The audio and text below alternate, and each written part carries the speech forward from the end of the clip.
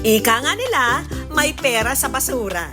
Sinong mag-aakalang sa pangongolekta ng basura, nakatutulong ka na sa kalikasan, pati ang buhay mo, giginhawa? Isa sa pinakamalaking tapunan ng basura sa Metro Manila ang Smoky Mountains sa Tondo, Maynila. Pero para sa nakilala naming si Julian, oportunidad ang mga basurang ito sa pangarap na pag-asenso.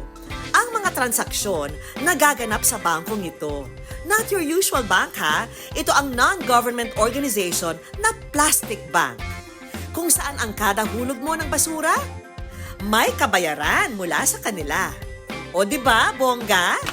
At para patunayan kung may pera nga ba sa basura, susubukang mangolekta ng basura ng ating kapuso at sparkle artist na si Althea Ablan. Ayan, Ate Julian, gusto ko ma-experience yung ginagawa mo, yung pangongolekta ng plastic bottles. Tara po.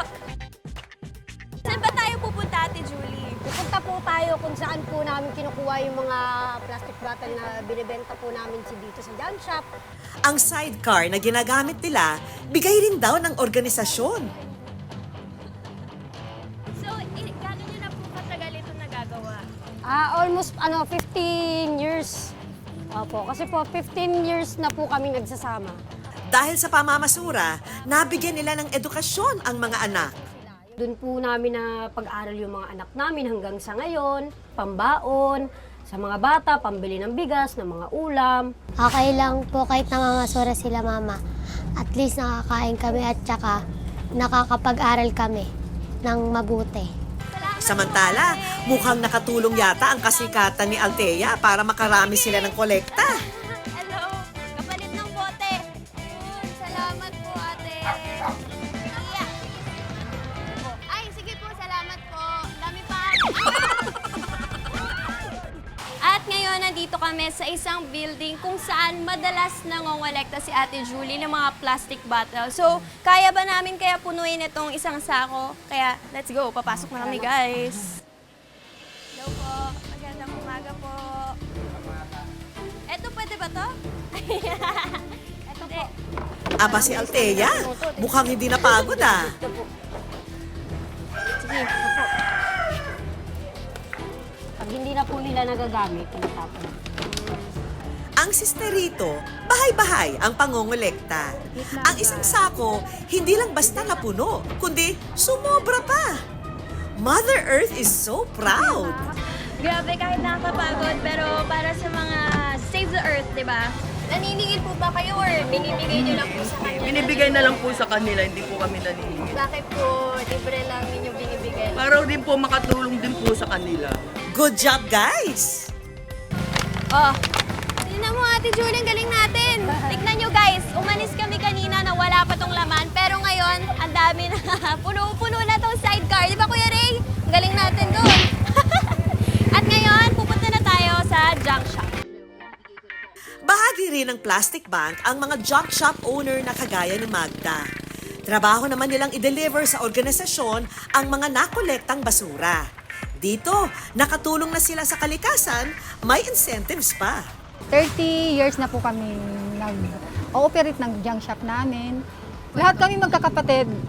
Kasi wala namang ibang pinagkakakitaan si nanay, kundi itong junk shop lang. So, dito kami na pinag-aral hanggang nakapagtapos. Pagdating sa junk shop, unang kinilo ang mga nakolekta ni Althea. Nakailang kilo kaya siya? Yan, 3 kilo. Dahil dyan, mission accomplished ka ngayong araw, Althea.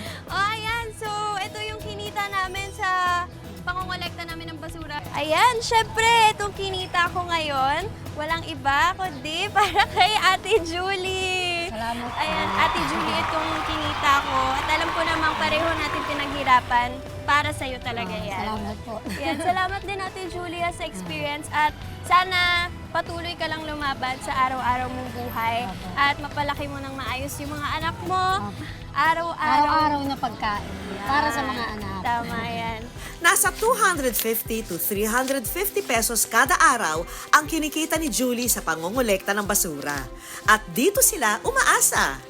Ayon sa isang report ng Earth.org Philippines, Noong 2019, ang Pilipinas ang may pinakamalaking plastic waste volume na itinatapon sa karagatan. Para mahikayat ang mga komunidad at negosyo na kolektahin ang mga plastic na basura, itinatag ang Plastic Bank noong 2019 sa Pilipinas. Hindi namin pinapakilaman masyado ang presyo. Kumbaga yung market value niya, ano yan, given yan, kung ano yung takbo ng merkado. Pero dahil naging member sila, sumunod sila dun sa mga alituntunin namin, sumunod sila dun sa mga sistema, meron silang tinatawag na rewards at saka insentibo. Ang isa sa mga requirement namin, dapat yung member, digital wallet, may paraan na pwede naming maibigay yung incentive digitally. Hindi lang basta-basta nagkakaroon ng kita at hanap buhay ang mga miyembro. Malaking bagay din ang nagiging ambag nito sa kalikasan. Dahil sa tulong na ibinigay ng Plastic Bank kay Julian, na ipaayos na nila ang kanilang munting bahay na noon ay binaha. Ito po, yung ngayon po na bahay na po namin pansamantala, bumaha naman po, hindi po siya naaabot ng baha. Dahil daw sa nangyaring pagbaha, mas naintindihan nila ang kahalagahan ng malinis na kapaligiran para ang mga basura hindi magbara tuwing malakas ang ulan.